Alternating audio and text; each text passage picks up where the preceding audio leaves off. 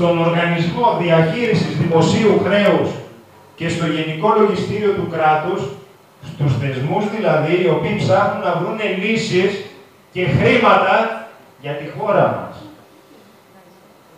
Από 3 Νοεμβρίου του 2012, οι 3 επίσημοι θεσμοί για το χρέος και για τρόπους αντιμετώπισης ακόμη ελέγχουν τα 600 δισεκατομμύρια του Αρτέμις Όρας. Δεν είναι καλή λήψη.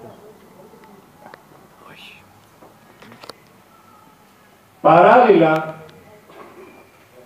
ενημερώνει με επιστολές όλα τα μέλη των κοινοβουλευτικών ομάδων, καθώς και όλους τους ανεξάρτητους βουλευτές, για την πρόταση των 600 δις και καλεί άπαντες να ασκήσουν όλα τα προβλεπόμενα από το Σύνταγμα και τους νόμους μέσα, προκειμένου να λάβει η πρόταση τη δέουσα αντιμετώπιση από την ελληνική κυβέρνηση.